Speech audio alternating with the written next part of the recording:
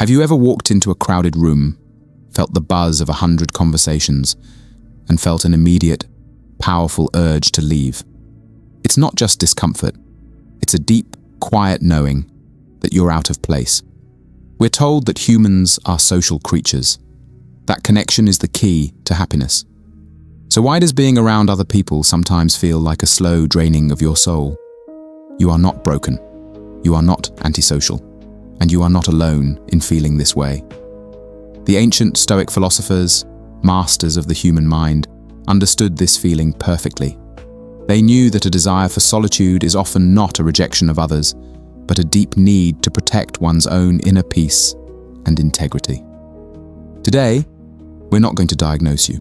We're going to explore 6 profound Stoic reasons why you might not like being around people. This is not about finding flaws. It's about recognizing your own inner wisdom. 1. You are allergic to pointless conversation. You can handle a deep, meaningful conversation for hours, but 10 minutes of small talk about the weather or office gossip leaves you feeling completely exhausted. The Stoics believed our most valuable asset is our time and attention. They saw it as a finite resource that, once spent, could never be reclaimed. The philosopher Seneca wrote extensively about the theft of our time by others. He said, "People are frugal in guarding their personal property, but as soon as it comes to squandering time, they are most wasteful of the one thing in which it is right to be stingy."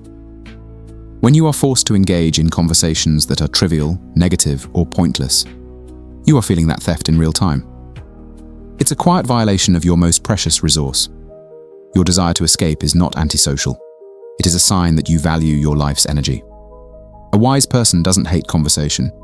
They hate wasting their life on conversations that don't matter. 2. You refuse to wear a social mask. Do you ever feel like you have to perform in social situations? To put on a happy face? To laugh at jokes you don't find funny? To pretend to be interested in things you're not?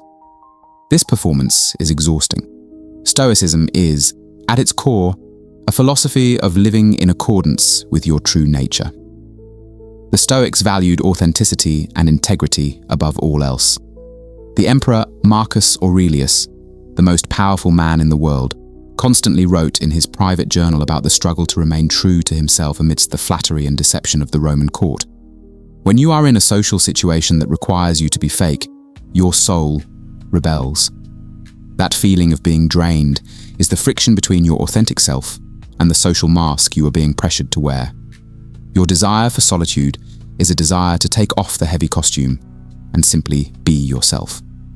It is a sign that you value truth over social acceptance. 3. Their negativity contaminates your peace. You walk into a room feeling calm and positive. You leave feeling anxious, irritable, or drained. You didn't just have a conversation, you absorbed their emotional state. The Stoics were masters of emotional regulation. They understood that while we cannot control the emotions of others, we are deeply affected by them. Epictetus, a former slave who became a great Stoic teacher, warned his students to be incredibly careful about who they associate with. He compared a negative person to someone covered in soot. If you get too close, some of it is bound to rub off on you. Your reluctance to be around certain people is not you being judgmental.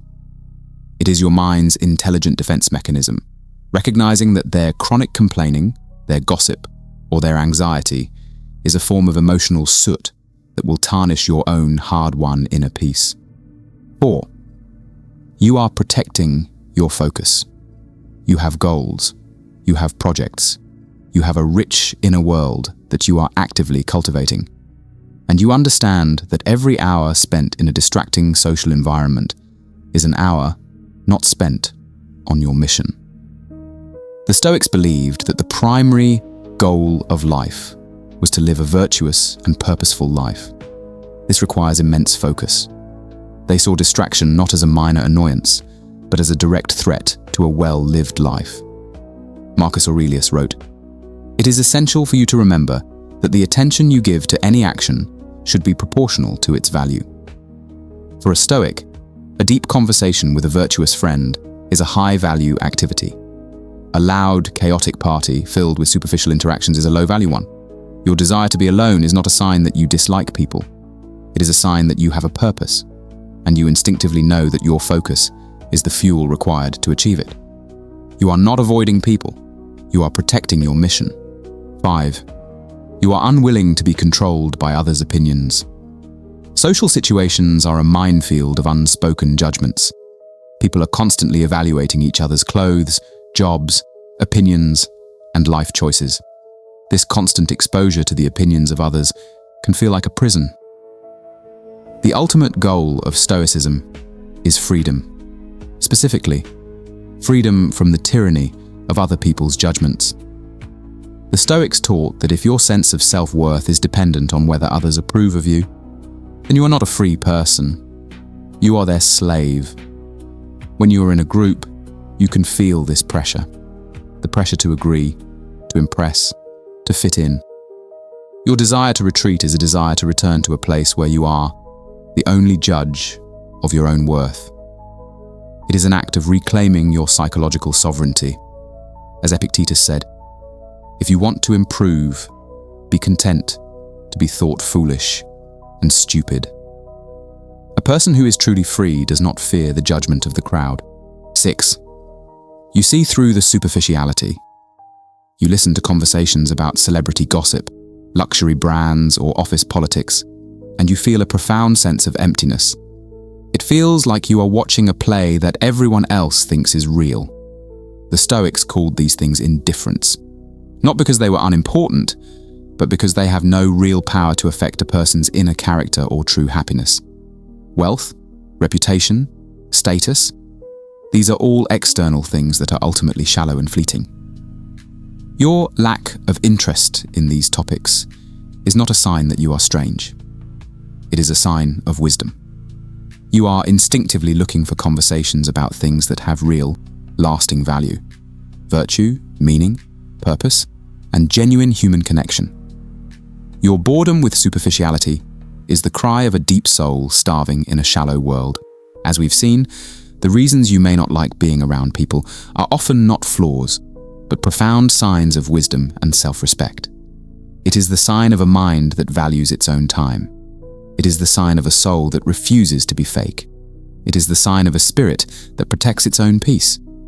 In a world that constantly demands your attention, your performance, and your approval, choosing solitude is not an escape. It is a quiet act of rebellion.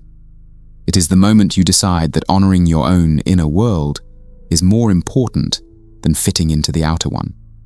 And that is the foundation of a truly well-lived life.